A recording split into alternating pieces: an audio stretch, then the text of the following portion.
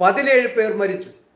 5 പേരെ ഇനിയും കണ്ടെത്തിയിട്ടില്ല. പുത്തുമലയുടെ മറുകുന്നായ മലപ്പുറം ജില്ലയിലെ കവളപ്പാറയിൽ ഉരുൾപൊട്ടി 57 പേർ മരിക്കുകയും 11 പേരെ കാണാതാവുകയും ചെയ്തത് ദുരന്തത്തിന്റെ തുടർച്ച. 2024 ജൂലൈ 30 പകൽ ഉണരുന്നതിനു മുമ്പേ ചൂരൽമല ഗ്രാമവും ചെറുപട്ടണവും മുണ്ടക്കൈ അട്ടമലയുമൊക്കെ തുടച്ച് നീക്കപ്പെട്ടിരിക്കുന്നു. ഇരച്ചെത്തിയ പ്രളയജലവും മണ്ണും ചെളിയും കല്ലും പാറക്കഷണങ്ങളും വനഭാഗങ്ങളും ആ നാടിനെയും അവിടുത്തെ മനുഷ്യരെയും അപ്പാടെ വിഴുങ്ങിയിരിക്കുന്നു. നഷ്ടങ്ങൾക്കൊന്നും പകരമാവില്ല. പക്ഷേ ബാക്കിയായവരെ ചേർത്ത് പിടിച്ച് നമ്മൾ ഇതും അതിജീവിക്കും, ഒന്നിച്ച് അതിജീവിക്കും. കേരള സമൂഹത്തിൻ്റെ ഒരു അതായത് മലയാളികളുടെ ഒരു സ്വഭാവമുണ്ട്.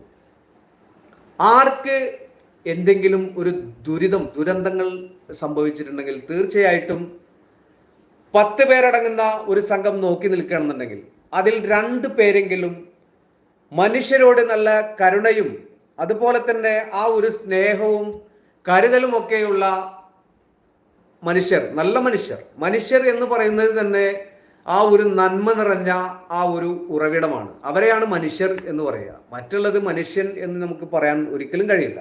കാരണം അവൻ്റെ സ്വഭാവം ചിലപ്പോൾ വേറെ ജീവികളുടെ ആ ഒരു സ്വഭാവമായിരിക്കും.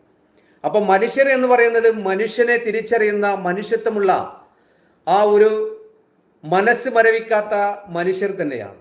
അവരാണ് മനുഷ്യർ. അവർ നന്മ ഒരിക്കലും അവരെ നന്മ പറ്റില്ല.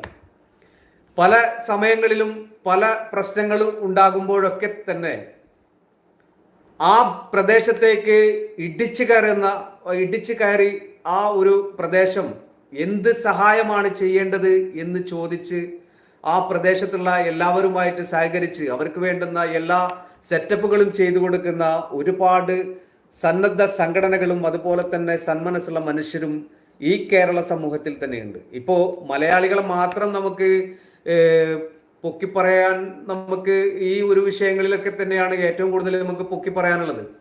ഇപ്പോൾ നമ്മുടെ കേരളത്തിൽ സംഭവിച്ച ഈ ഉരുൾപൊട്ടലിൽ തമിഴ്നാടിൽ നിന്നും വന്ന ആ ഒരു മിലിറ്ററി ക്യാമ്പിൽ നിന്ന് വന്ന ആ ഒരു മനുഷ്യന്മാരും അതുപോലെ കർണാടകയിൽ നിന്ന് വന്ന മനുഷ്യന്മാരും കേരളത്തിലുണ്ടായിരുന്ന ആ ഒരു മിലിറ്ററിക്കാരും ഇവരൊക്കെ 1800-ൽ പരം ആ ഒരു മിലിറ്ററിയുടെ ആ ഒരു സാന്നിധ്യം വയനാട്, മുണ്ടക്കൈ, ചൂരൽമല പ്രദേശങ്ങളിൽ ഈ കഴിഞ്ഞ ഇന്ന് വരെയുള്ള ദിവസങ്ങളിൽ അവർ അതിശക്തമായ രൂപത്തിൽ തന്നെ തിരച്ചിൽ നടത്തി എന്ന് പറയുമ്പോൾ അവർക്ക് ഭക്ഷണമോ വെള്ളമോ നിങ്ങളൊന്ന് ആലോചിച്ച് നോക്കിയേ. ഒരു ദിശയിൽ ഭക്ഷണം വെള്ളം ഒക്കെ ശേഖരിച്ച് വെച്ചിട്ടുണ്ടെങ്കിൽ അവർ കിലോമീറ്ററുകൾ താണ്ടിപ്പോയാണ് ഈ ഒരു മനുഷ്യർ മരിച്ചു കിടക്കുന്ന ആ ഒരു ചളിയിൽ നിന്നും അതുപോലെ തന്നെ ബിൽഡിങ്ങിന്റെ ഉള്ളിൽ നിന്നൊക്കെ രക്ഷപ്പെടുത്തി കൊണ്ടുവരുന്ന ആ ഒരു ഭക്ഷണം പോലും ഇറങ്ങാത്ത ദിവസങ്ങൾ ചില ആളുകൾ കഴിച്ചു കൂട്ടിയിട്ടുണ്ടാവും. ഇന്നലെ ഒരു വീഡിയോ ഞാൻ കണ്ടു. അവിടെ റെയിൻകോട്ട് അണിഞ്ഞ ഒരുപാട് പ്രവർത്തകന്മാരുണ്ടായിരുന്നു. ആ പ്രവർത്തകന്മാർക്ക് ഒരു ഭക്ഷണവും അവിടെ കഴിക്കാനുള്ള ഒരു സെറ്റപ്പോ കാര്യങ്ങളോ ഒന്നും ആ ഒരു വീഡിയോയിൽ നമ്മൾ കണ്ടില്ല. എങ്കിലും അവർക്ക് ഭക്ഷണം വെച്ച് നീട്ടിക്കൊടുക്കുന്ന ആളുകളൊക്കെ അവിടെ ഉണ്ട്.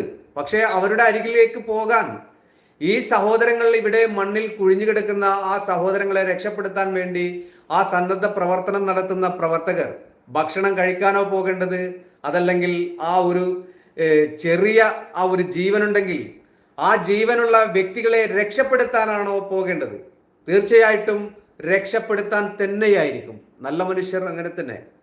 അപ്പോൾ ഒരു വ്യക്തി ഈ റെയിൻകോട്ട് അണിഞ്ഞ ആ 2-3 വ്യക്തികൾക്ക് അവിടെ ആ വ്യക്തി കൊണ്ടുവന്നതായിരിക്കാം ചിലപ്പോൾ തേങ്ങ, അതിൻ്റെ ഇളനീർ രൂപത്തിലുള്ള ആ ഒരു ഇതാണ് കണ്ടത്. അത് തുരന്നെടുത്ത് അത് കവറിനുള്ളിലാക്കി ഒരു പാറക്കല്ലിൻ്റെ മുകളിൽ കൊടുന്ന് വെച്ച് ആ പ്ലാസ്റ്റിക് കവറിൽ നിന്ന് എടുത്ത് ഈ സഹോദരങ്ങളുടെ വായിൽ വെച്ചു കൊടുക്കുക.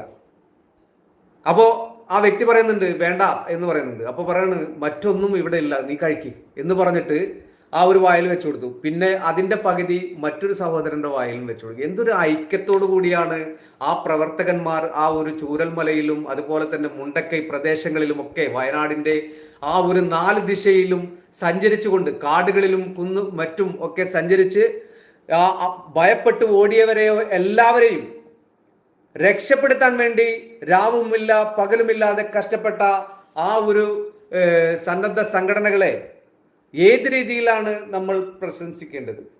നിങ്ങളൊന്ന് ആലോചിച്ച് നോക്കിയേ. അവിടെ പ്രശ്നം നടന്ന് 2 ദിവസം കഴിഞ്ഞിട്ടാണ് മുഖ്യമന്ത്രി പിണറായി വിജയൻ അവിടെ പോകുന്നത്. ഇന്നലെ ഞാൻ ഈ വിഷയം പറഞ്ഞു. കാരണം കേൾക്കാത്തവരൊക്കെ ഇത് കേൾക്കണം. കാരണം നമ്മൾ ഒരു രാഷ്ട്രീയത്തെയോ അതല്ലെങ്കിൽ മതത്തിനെയോ കൂട്ടുപിടിക്കേണ്ട സമയമല്ല ഇത്. തികച്ചും വളരെ വ്യത്യസ്തമായിട്ടുള്ള ആ ഒരു രീതികൾ കണ്ടതുകൊണ്ടാണ് ഞാൻ നിങ്ങളോട് ഈ കാര്യം പറയുന്നത്. അവിടെ ബെയ്ലി എന്ന് പറയുന്ന ആ ഒരു മിലിറ്ററിക്കാരുണ്ടാക്കിയ ആ ഒരു പാലം, ആ പാലത്തിന്റെ ഉറപ്പിനെ കുറിച്ച് അവർ പറയുന്നുണ്ട്. അപ്പോ ചൂരൽമലയെയും അതുപോലെ തന്നെ ഈ മുണ്ടക്കയെയും ഒന്നിപ്പിക്കുന്ന രീതിയിലാണ് ആ ഒരു പാലം നിർമ്മിച്ചിട്ടുള്ളത്. പാലം നിർമ്മിച്ചിട്ടുള്ളത് അവിടെയുള്ള രക്ഷാപ്രവർത്തനത്തിന്റെ വേഗത കൂട്ടാൻ വേണ്ടിയാണ്. അപ്പോൾ മുഖ്യമന്ത്രി പിണറായി വിജയൻ അവിടെ വന്നു. ആ പിണറായി വിജയൻ ആ പാലത്തിന്റെ മുകളിൽ കൂടി അങ്ങേക്കരയിലേക്ക് പോയി അവിടെയുള്ള സാധാരണക്കാരായിട്ടുള്ള ആളുകളെ അവരുടെ കണ്ണീരൊപ്പാനൊന്നും ആ വ്യക്തി ആ മറുകരയിലേക്ക് പോയില്ല. അവിടെ നിന്നു എന്ന് പറയുന്നതിൽ വേറൊരു സംഭവം കൂടിയുണ്ട്. ഈ പാലത്തിന്റെ മുകളിൽ കയറിയ സമയം അവർക്കെന്തോ ഒരു ഭയം കുടുങ്ങിയ പോലെ, അതല്ലെങ്കിൽ ഒരു തമാശ പോലെ ആയിരിക്കണം ആ ഒരു പാലത്തെ കണ്ടത് എന്നാണ് എനിക്ക് തോന്നിയത്. ഇവിടെ മരുമകൻ ഉണ്ടാക്കി വെച്ച പാലങ്ങളും റോഡുകളും ഇൻഷാ അല്ലാഹ് നോക്കിക്കോ 2 വർഷത്തിനുള്ളിൽ ഈ വമ്പൻ പാലങ്ങളും മറ്റുമൊക്കെ ഇടിഞ്ഞു പൊളിഞ്ഞു വീഴുന്നത് നിങ്ങൾക്ക് നിങ്ങളുടെ കൺമുമ്പിൽ തന്നെ കാണാൻ കഴിയും. കാരണം 2 ദിശയിൽ നിന്ന് വരുന്ന ആ വെള്ളക്കെട്ടുകളെ തടുത്തു നിർത്തുന്ന രൂപത്തിലാണ് ഈ റോഡിന്റെ ആ ഒരു നിർമ്മിതം ഉണ്ടായിട്ടുള്ളത്. അപ്പോ പണി ഇനി വരാൻ കിടക്കുന്നുള്ളൂ. നിങ്ങൾ സുഖസുന്ദരമായിട്ട് യാത്ര ചെയ്യാൻ വേണ്ടി അവിടെയുള്ള ആ സാധാരണക്കാരുടെ കണ്ണിൽ പൊടിയിട്ടുകൊണ്ട് യാത്ര ചെയ്യാൻ വേണ്ടി തന്നെയാണ് ഈ റോഡിന്റെ നിർമ്മാണം ഉണ്ടായിട്ടുള്ളത്. കാരണം മഹാരാഷ്ട്രയിലും അതുപോലെ തന്നെ കർണാടകയിലും ഗുജറാത്തിലും കൊൽക്കത്തയിലും ഒക്കെ ആ ഭൂമിയോട് ചേർന്നുകൊണ്ട് തന്നെയാണ് എല്ലാ എക്സ്പ്രസ് ഹൈവേകളും നിർമ്മിച്ചു വെച്ചിട്ടുള്ളത്. അത് വെള്ളത്തിന്റെ ദിശകൾ വരുന്ന ഭാഗത്ത് വലിയ ബ്രിഡ്ജുകൾ കൊടുത്തിട്ടുണ്ട്. അത് തീർച്ചയായിട്ടും ആ പ്രദേശങ്ങളിൽ അങ്ങനെ വേണം.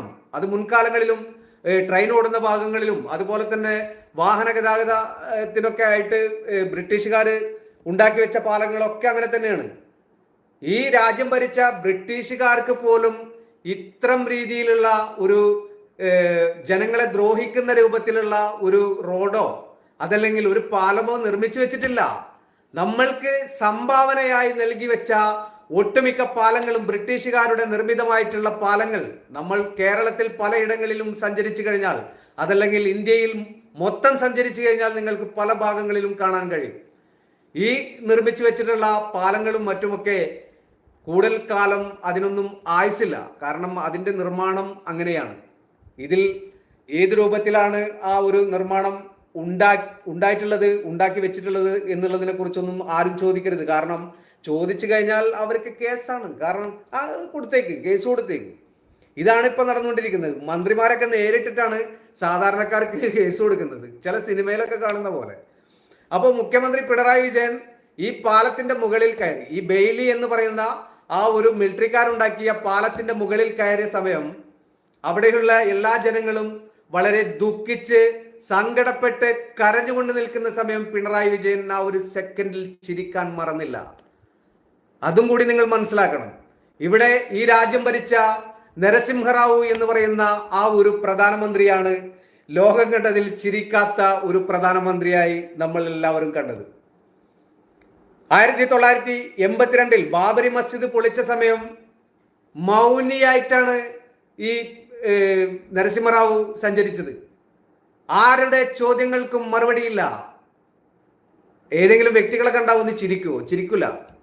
അപ്പൊ അതുപോലെ പിണറായി വിജയനും ആ ഒരു ലെവലിൽ കൂടെ തന്നെയാണ് ഇവിടെ കഴിച്ചുകൂട്ടിയത്. പിന്നീട് ഇപ്പോ ദുരിതാശ്വാസ ഫണ്ടിന്റെ പേര് പറഞ്ഞ് ആ ഗവൺമെന്റിന്റെ ആ ഒരു ദുരിതാശ്വാസ ഫണ്ടിലേക്ക് മാത്രം നിങ്ങൾ സംഭാവന ചെയ്താൽ മതി. ആ സംഭാവന ഞങ്ങൾ അവിടെയുള്ള എല്ലാ റോഡ് മാർഗം